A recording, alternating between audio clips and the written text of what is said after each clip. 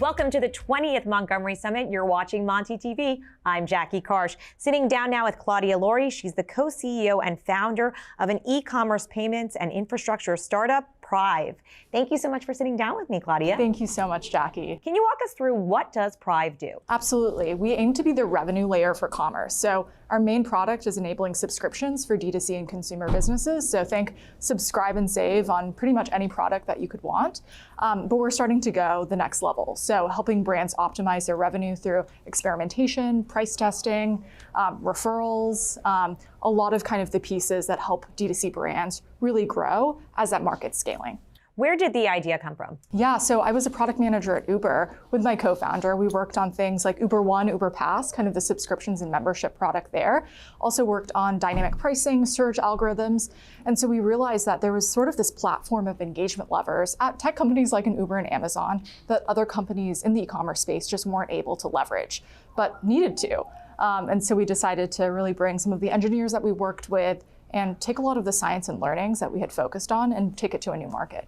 Subscription wasn't what you initially set out to do. How did you come to it? Absolutely. So we always wanted to focus on pricing for brands. And so we were initially thinking about dynamic pricing for e-commerce businesses, the way that when you call an Uber, you get a different price every time. What we realized was that it wasn't really quite the hair on fire need that brands had. You really have to be at hundreds of millions, if not billions, where that 0.1% increase in revenue really matters. But the thing that kept on coming up over and over from talking to these brands was, we'd love more sustainable revenue, more high value revenue. Can you help us with the recurring revenue? And so we realized, hey, we worked with subscriptions previously.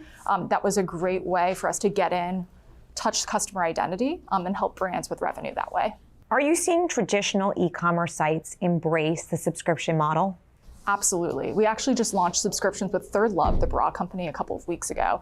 And I think what we're realizing is it doesn't have to be food and beverage or a box business to leverage subscriptions.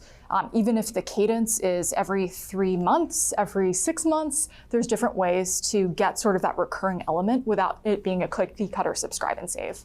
You founded the company at the height of the pandemic. Did that shape how the company kind of played out? Definitely. Well, we fundraised all virtually, which was an interesting experience. But what was fascinating was that there was this sort of surge of brands getting started, and they were really interested in learning about new tools, moving away from brick and mortar as a strategy. They were doubling down on Shopify, direct to consumer, and figuring out ways they could make more that way. And so I think we were really lucky to get our foot in the door with some customers at that point and grow with them. We take like a % cut of their revenue over the past few years.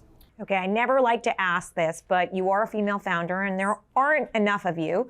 What has that been like, raising money in, what we all know to be a male-dominated space? Totally. I mean, I think there's definitely its challenges, but we have incredible female investors across the board and cap table that really bought into our vision and saw what we were doing. And so I would say, there's probably no's that we got, maybe unwarranted, but I did have a positive experience, and I think having female investors on our cap table has been really helpful during this process. Claudia Laurie, thank you so much for sitting down with me. Thank you so much, Jackie.